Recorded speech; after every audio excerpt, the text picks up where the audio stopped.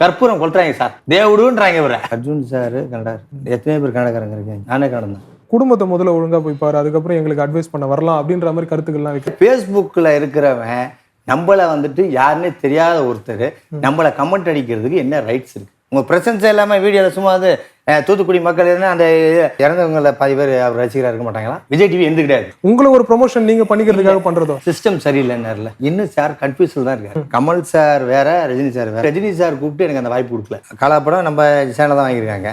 100% அவர் நிம்மதியாக போயிடும்.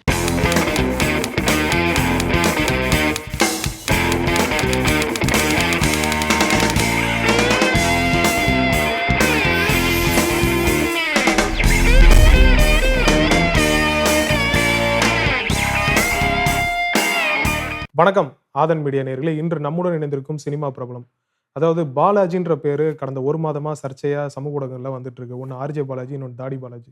தாடி பாலாஜி என்ன அப்படி சர்ச்சையை கிளப்பிட்டாருன்னு பார்த்தீங்கன்னா, ஆரம்பத்தில் லிங்கா படத்துல ரஜினிகாந்த் அவர்கள் கூடவே நடிச்சுட்டு இப்போ காலா படம் ரிலீஸ் ஆகும்போது இது சரியான உகந்த நேரம் கிடையாது, தமிழ்நாடோட நிலைமை ரொம்ப சீர்கேடா இருக்கு, சட்டம் ஒழுங்கு இங்கே சரியில்லை, காவேரி இதுல வந்து இறுதியான ஒரு விஷயம் எட்டப்படலை, அதனால இந்த டைம்ல வந்து காலா படம் ரிலீஸ் ஆகக்கூடாதுன்னு சொல்லி அவரோட கருத்தை தெரிவிச்சாரு. அது ஏன் தெரிவிச்சாரு, எதனால பர்டிகுலராக இப்போ காலாவை டார்கெட் பண்ணுறாரு? ஏன்னா அவர் சார்ந்திருக்க தொலைக்காட்சி தான் அந்த படத்தோட ரைட்ஸை வாங்கியிருக்கு, அதோட ஆடியோ லான்ச் ப்ரோக்ராமும் அவங்க தான் பண்ணாங்க. ஸோ இதெல்லாம் ஒரு முரண்பாடாக இருக்கேன்னு சொல்லி அவர்கிட்ட அந்த கேள்விகள்லாம் வச்சு கேட்கலான் இருக்கோம். வாங்க நிகழ்ச்சிக்கு போகலாம். வணக்கம் சார். வணக்கம். எப்படி இருக்கீங்க? நல்லா இருக்கேன் சார்.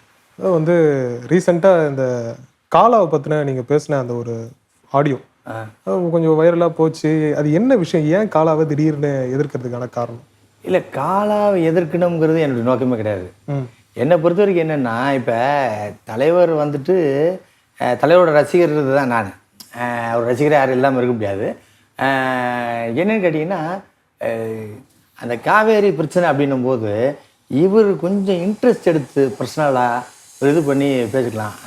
ஆடியோ லான்ச்சில் கூட அவர் என்ன சொல்கிறாருன்னா, நதிகளை இணைக்கிறதா என்னுடைய கொள்கைங்கிறாரு, அதான் என்னுடைய திட்டமே அப்படிங்கிறாரு. இவ்வளோ நாள் கழிச்சு இவ்வளோ யோசிக்கணுமா? அதை இவர் சொன்னால், அதாவது ரஜினி சாருக்குன்னு ஒரு வாய்ஸ் இருக்கு, அவருக்குன்னு ஒரு முக அமைப்பு, சில பேர் ஒரு ஈர்ப்பு இருக்கும்.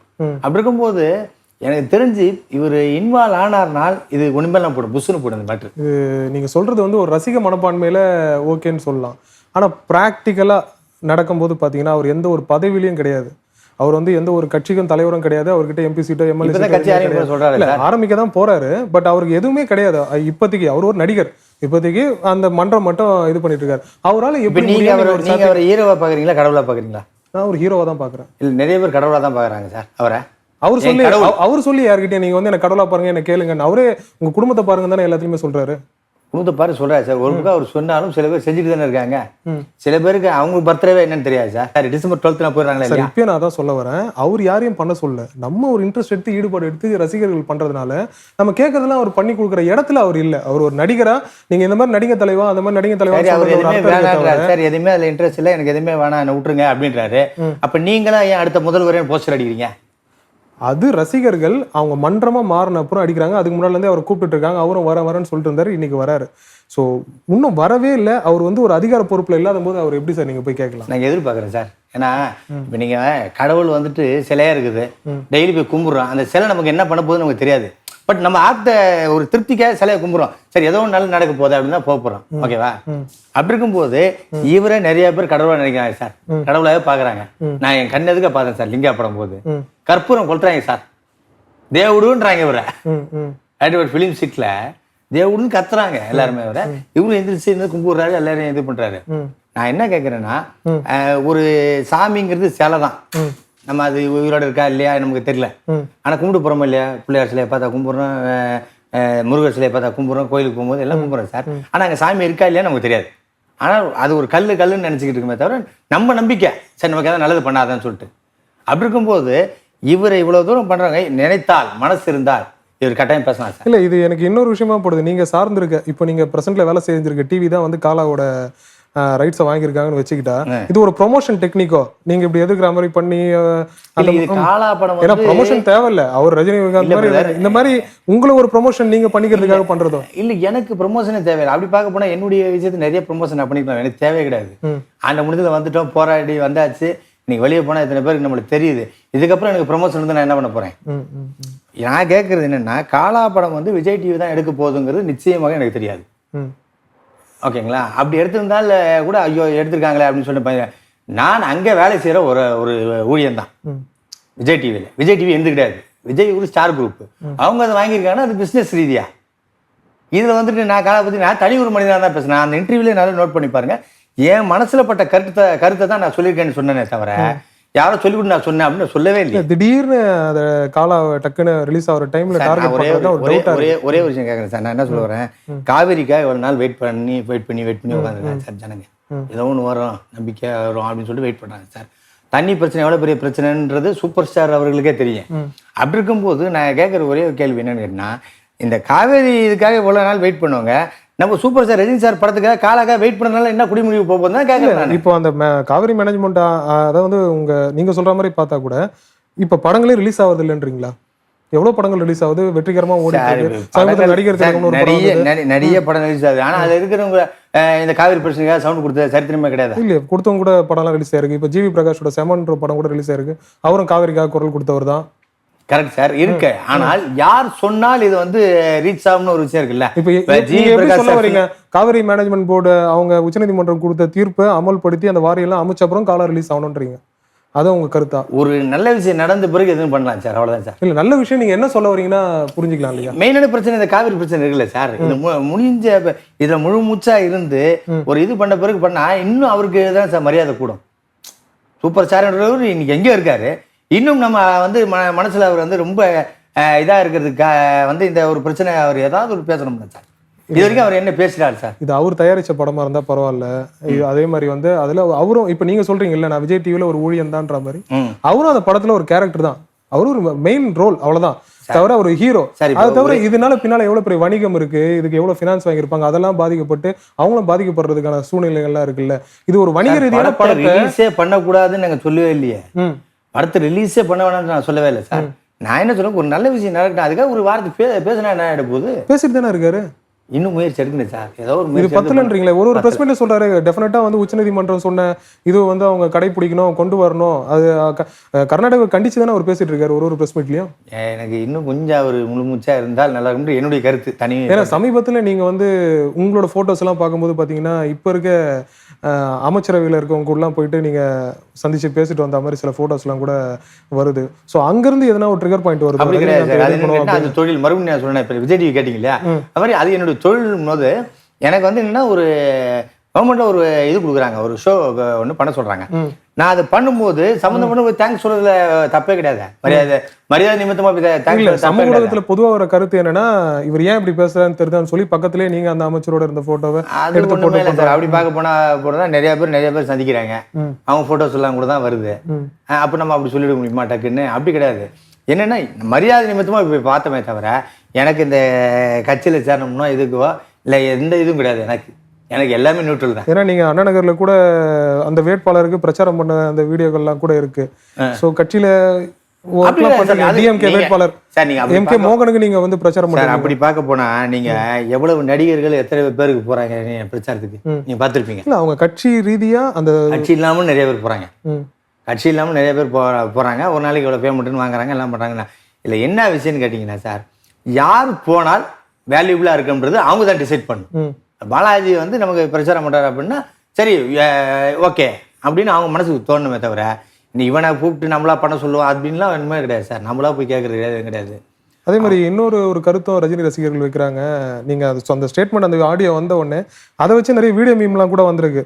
அதாவது வந்து லிங்கா படத்துல நடிக்கும் போது தெரியலையா இந்த மாதிரி விஷயம்லாம், ஏன்னா அவங்க நெருங்கி பழகிறதுக்கு நிறைய நேரம் கிடைச்சிருக்கும். அப்பயே நீங்க வந்து தலைவா போராடவா அப்படிலாம் கூடாம அந்த சான்ஸை மட்டும் கரெக்டாக யூட்டிலைஸ் பண்ணிட்டு இப்போ காலால வந்து எதிர்க்கிறது.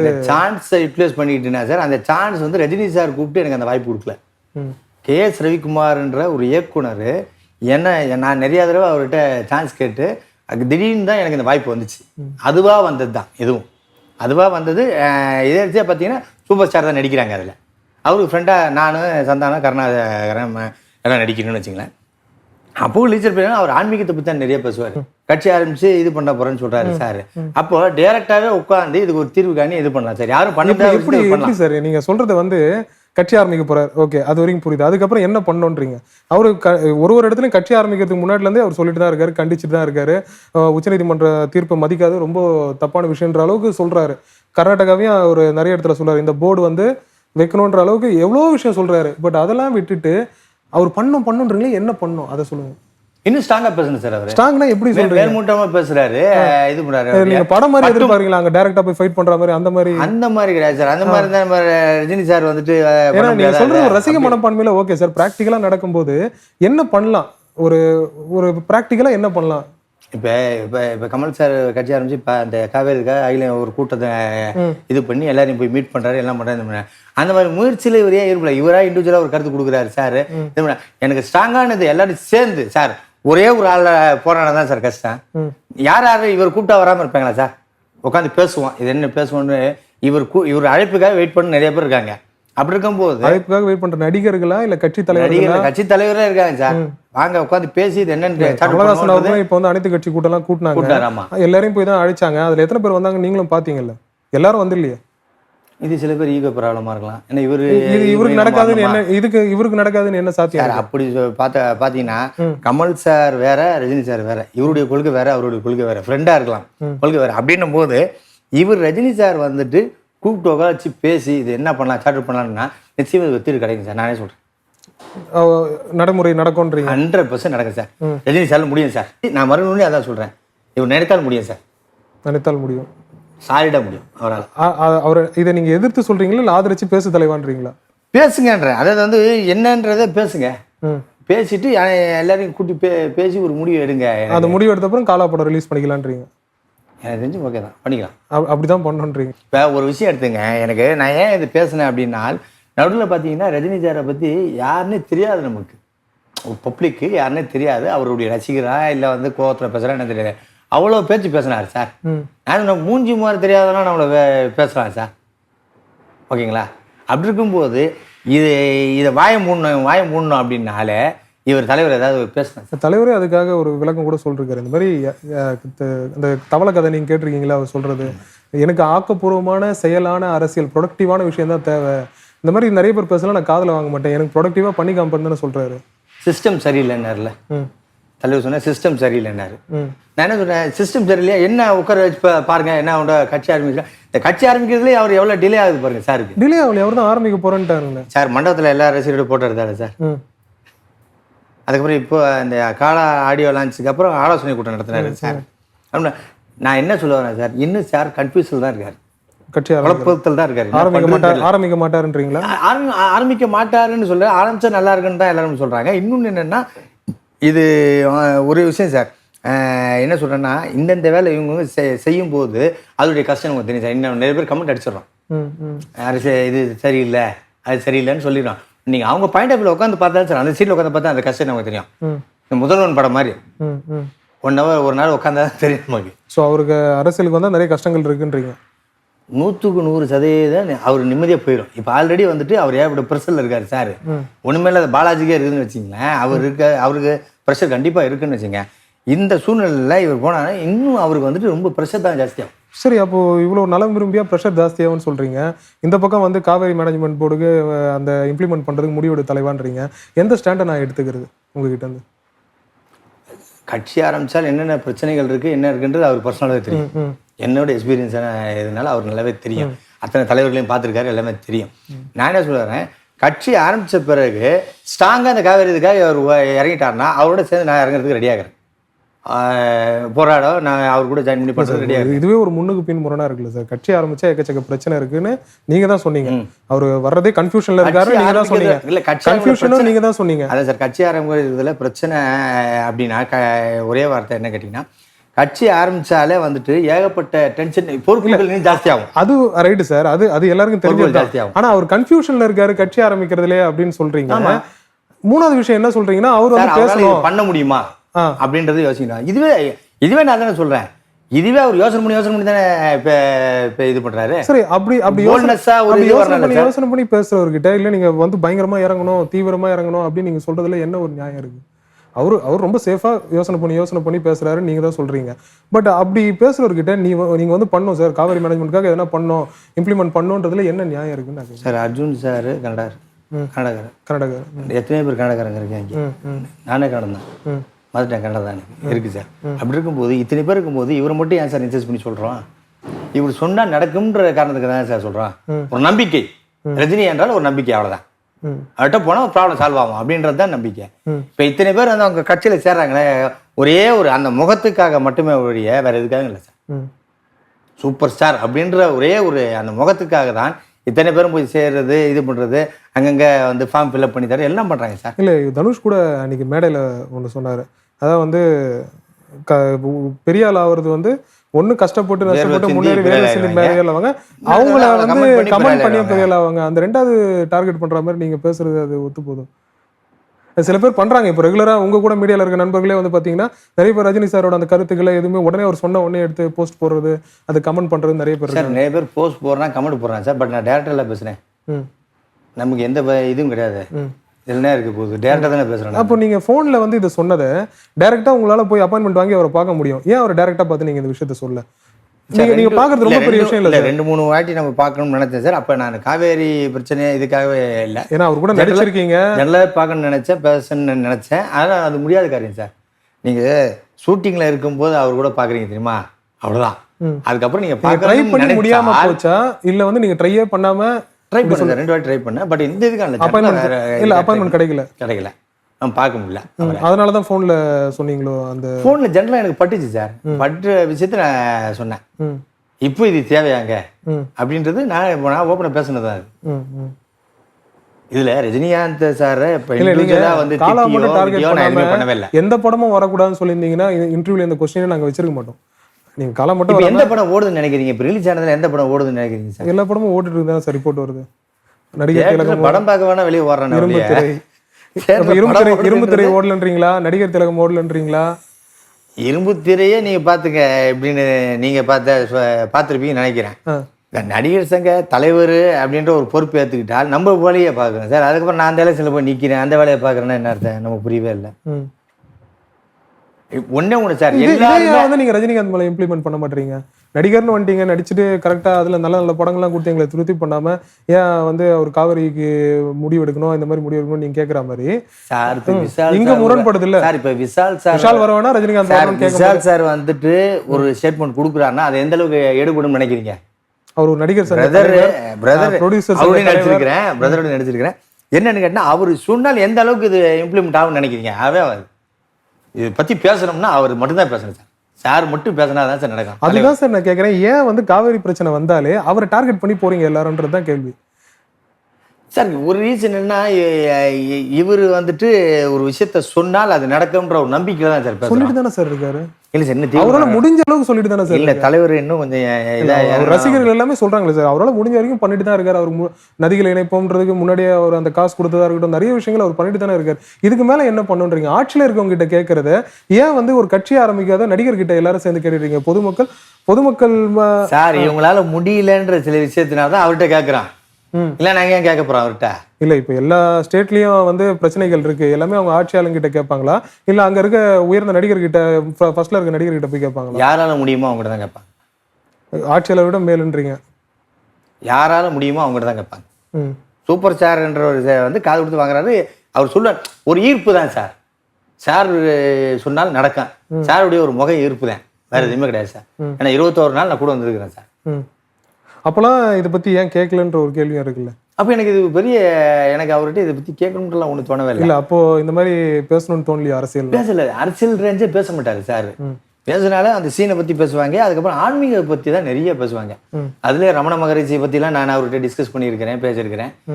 நான் வந்து இப்ப கடவுளை விட சித்தர்களை அதிகமா நம்ப ஆரம்பிச்சேன்.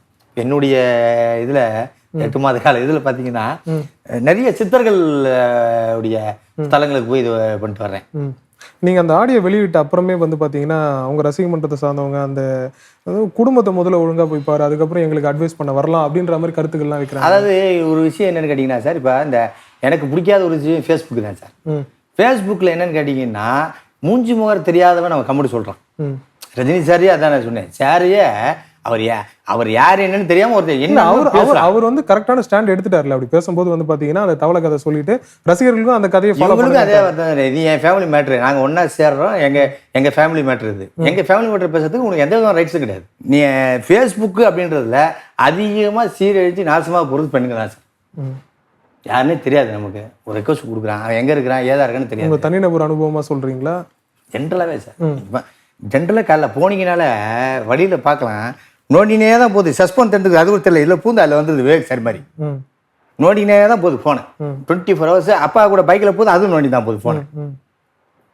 நான் என்ன சொல்கிறேன், ஃபேஸ்புக்கில் இருக்கிறவன் நம்மளை வந்துட்டு யாருன்னே தெரியாத ஒருத்தர் நம்மளை கமெண்ட் அடிக்கிறதுக்கு என்ன ரைட்ஸ் இருக்கு?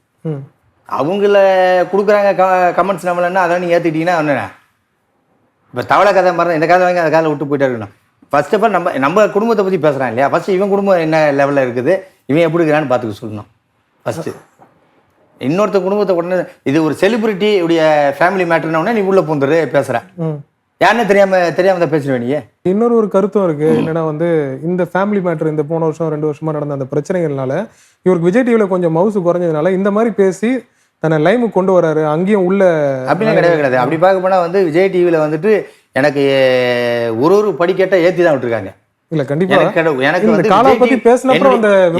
என்னுடைய வாழ்க்கையில வந்துட்டு ஒரு மிகப்பெரிய டேர்னிங் பாயிண்ட் அந்த விஜய் டிவி தான். நான் மறக்கவே இல்லை, விஜய் டிவி தான் இன்னைக்கும் நமக்கு அவங்க தான் ஃபுல்டா இது பண்ணிட்டு இருக்காங்க. இல்ல நடுவுல நிறைய பேர் வந்து நடுவர்களா வந்துட்டாங்க. அந்த பர்டிகுலர் ப்ரோகிராம்ல வரும்போது நானே சொல்லி தான் விலகி வந்தேன். அவங்க என்ன நீங்க போங்கன்னு சொல்லவே இல்லை சேனல்ல. நானா சொன்னேன் நான் கொஞ்சம் இது வேணும், கொஞ்சம் ஒரு பிரேக் வேணும் எனக்கு. அந்த மாதிரி அது வெளியில விமர்சனம் பண்றவங்க என்ன சொல்றாங்கன்னா, இவருக்கு அங்க வந்து மார்க்கெட் விஜய் டிவிக்குள்ள மார்க்கெட் குறையனால இந்த மாதிரி காலாவை பத்தி பேசி மறுபடியும் ஒரு உள்ள அவங்களுடைய கற்பனை. ஒண்ணு தெரிஞ்சுங்க, ஒருத்தன் நல்லா வளர்றான் அப்படின்னும் போது அவனை நிறைய கமெண்ட் அடிக்க தான் செய்வாங்க எல்லாருமே.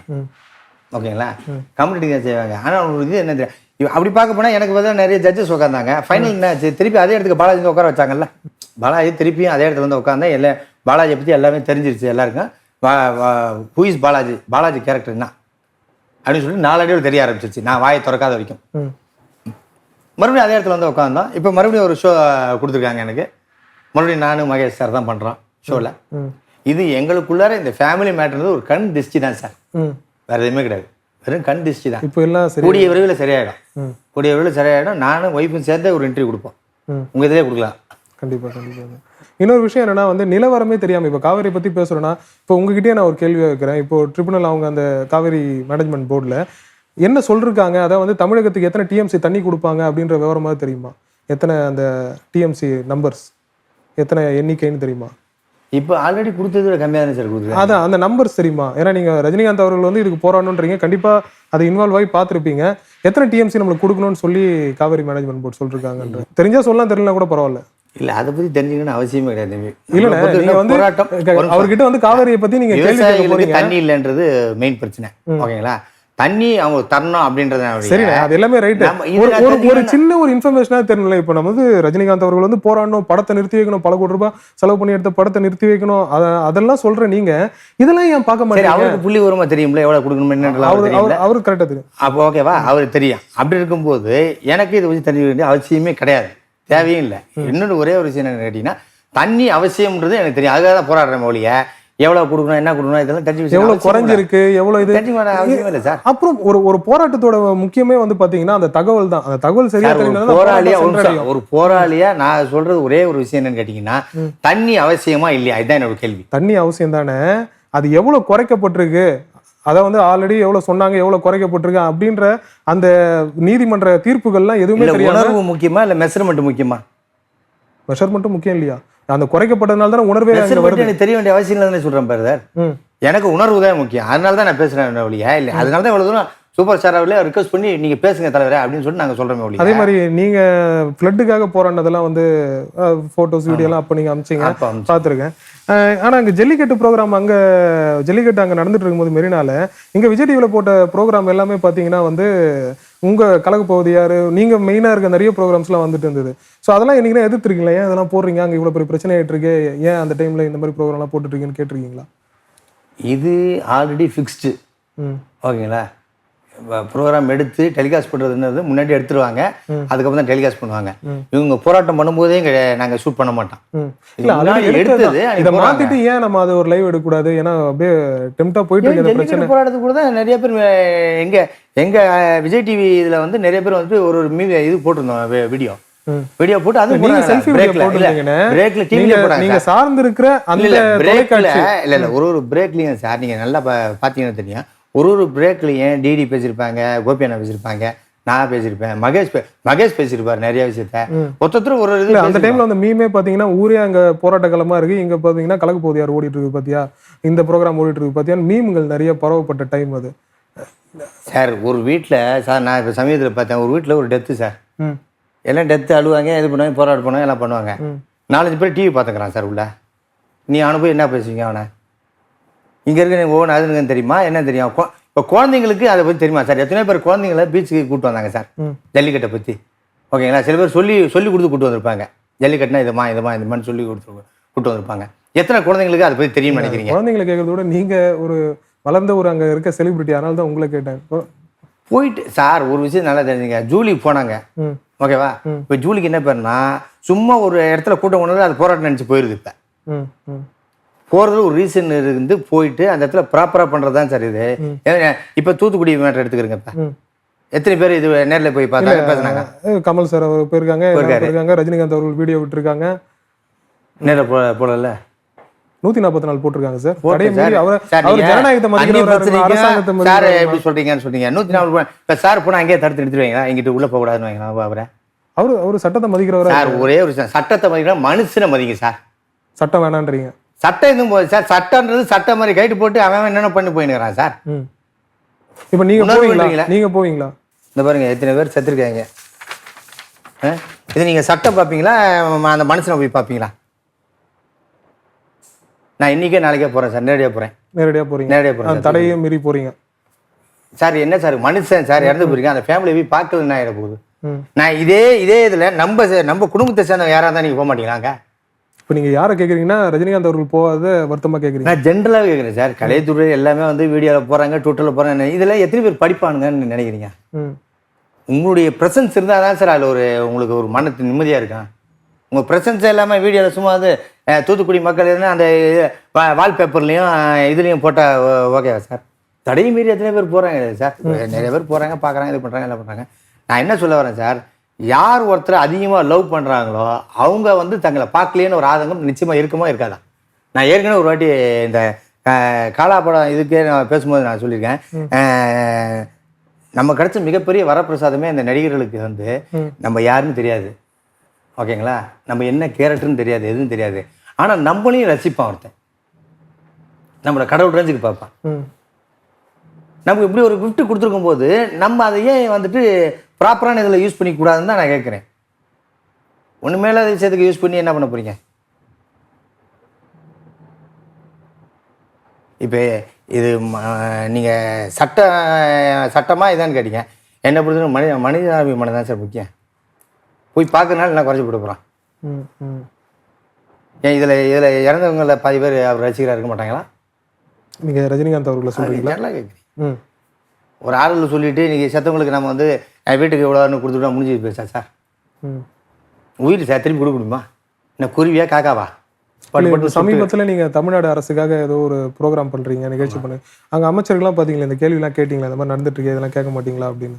இது ஜென்ரலான விஷயம் சார். நான் பேச்சுவாக்கில் பேசும்போது கூட அவங்க கூட பேசுவேன் சார். இதுக்காக வந்து அவங்ககிட்ட வந்து நம்ம வந்து போராட்டம், ஏன்னா உங்களுக்கு ஆக்சஸபிள் இருக்கு, உங்களுக்கு வந்து ஒரு ஆக்சஸபிள் இருக்கு, உங்களால அங்கேயும் போய் பார்க்க முடியும், இவங்களையும் போய் பார்க்க முடியும். ஏன் இங்க இருந்து ஒன்று திரட்டி ஒரு கையெழுத்து இயக்கமாவோ இந்த மாதிரி பிரச்சனையா இருக்குன்னு சொல்லி எடுத்துட்டு வந்து நீங்க தமிழ்நாடு அரசுக்கு எடுத்துட்டு வந்து கொடுக்க கூடாது? ஏன் ஒரு கேள்வியா கேட்கறேன். இப்ப நீங்க ரஜினிகாந்த் அவர்களை கேள்வியா கேட்ட மாதிரி ஒரு ரசிகனை உங்களை ஒரு கேள்வி இல்லை, ஒரே ஒரு விஷயம் என்ன கேட்டீங்கன்னா, இவங்க கிட்ட பேசும்போது as a ஃப்ரெண்ட்லியா சார் இந்த மாதிரி இருக்கு சார், ஆறுதல் தெரிவிப்பீங்க, எல்லாமே ஓகே சார். இப்போ அடுத்த கட்டத்துக்கு கொண்டு போறதுக்கு அங்க வந்து சட்ட ஒழுங்கு மீறல் ஆயிருக்கு, அதுக்காக இன்னைக்கு கூட வந்து பாத்தீங்கன்னா கலை இலக்கிய ஊடக செயற்பாடுகள் நான் சங்கம் கூட இப்போ ஆரம்பத்திலே இன்னைக்கு நடந்துட்டு இருக்கு. இன்டர்வியூ எடுக்கும்போது ஆரம்பத்துல கூட சொன்னேன், நான் எந்த கட்சி சார்ந்தோன்னு கிடையாது. இல்ல நீங்க கட்சியை எந்த சாரணும் இதுவும் சார், ஒரு பொதுநல பொதுநல நான் சேவகரா சொல்லலாம். அங்க போயிட்டு நான் அங்க சொல்றேன் நடந்திருக்க சார். கலை இப்ப நிலவரத்துல எனக்கு தெரிஞ்ச அமைச்சர் பாதிக்கப்பட்டவங்க கிட்ட இருந்து ஒரு கையெழுத்து இயக்கமா இந்த மாதிரி ஆயிருக்குங்க, இந்த மாதிரி பிரச்சனை இருக்குன்னு ஒரு கையெழுத்து இயக்கமா எடுத்துட்டு வந்து நீங்க அமைச்சரை நேரா போய் பார்க்கக்கூடிய அளவுக்கு இருக்கிற ஒரு ஆளு. சோ அந்த மாதிரி பண்ணி எடுத்துட்டு போய் கொடுத்தீங்கன்னா அது ஒரு நகர்வா இருக்கும் இல்லையா? வெறும் பார்த்துட்டு ஆறுதல் சொல்றதால மட்டும் என்ன நடந்துரும்னு பொது வெளியில ஒரு கேள்வி இருக்கு இல்லையா? அங்க கையெழுத்து இது பண்ணி ஆமா, இந்த மாதிரி பிரச்சனையா இருக்கு, இந்த மாதிரி எங்க மேல இதுவா இருக்கு, கையெழுத்தோ இல்ல ஏதோ அவங்க கிட்ட இருந்து வாங்குற பிட்டிஷனையோ எல்லாத்தையும் வாங்கி எடுத்துட்டு வந்து இங்க கவர்மெண்ட் கிட்டயோ இல்ல ஹியூமன் ரைட்ஸ் கிட்டயோ எடுத்து போய் கொடுக்கறது உங்களுக்கு எல்லா சாத்தியமும் இருக்கு. ஏன் அதை பண்ண மாட்டீங்க? வெறும் ஆறுதல் தெரிவிக்கிறதும். நான் இனிமே தான் சார் கிளம்ப போறேன்னு சொன்னேன். என்னுடைய பார்ட்டி என்னுடைய தனிப்பட்ட இதுன்னு கேட்டீங்கன்னா, நான் போறேன், பார்க்க போறேன், அங்க என்னன்றதை பார்த்துக்கிட்டு அதுக்கப்புறம் என்னால என்ன முயற்சி பண்ணணும் பண்ண போறேன், அவ்வளவுதான். கண்டிப்பா முயற்சி பண்ணுவீங்க? டெஃபினட்டா பண்ணுவேன். அமைச்சர்கள்கிட்ட பேசுவீங்க? டெஃபினட்டா என்னால முடிஞ்ச அளவுக்கு எங்க இது பண்ணி என்னால என்ன முடியுமோ நம்ம சொன்னால் யார நான் ரஜினி சார் சொன்ன வந்து அவரால் முடியும் பேசினா அவரால் முடியும் நம்ம சொல்லி ரெக்வஸ்ட் பண்ணலாம். ரெக்வஸ்ட் பண்ணி எல்லாமே வந்துட்டு போராட்டம் பண்ணி தான் பண்ண முடியாது சார். சிலது அமைதியாக அந்த கூட சாதிச்சுக்கலாம் நம்ம. அதே மாதிரி இறுதியா ஒரு கேள்வி சார், இப்போ காலா படத்தை வந்து வாங்கியிருக்கிறது நீங்க சார்ந்திருக்க அந்த தொலைக்காட்சி தான்.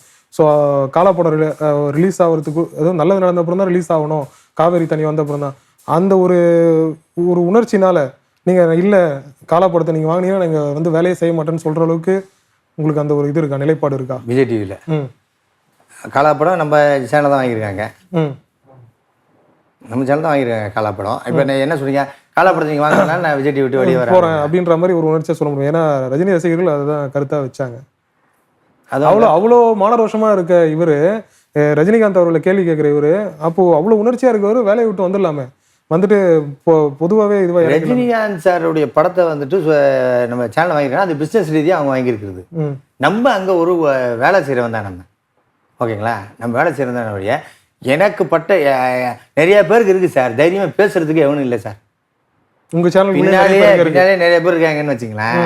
ஒருத்தர் கூட தைரியமாக ஒரு வார்த்தை கேட்கல, ரெக்வஸ்ட் பண்ணி பேசுறதுல யாருக்குமே எந்த தைரியம் கிடையாது சார்.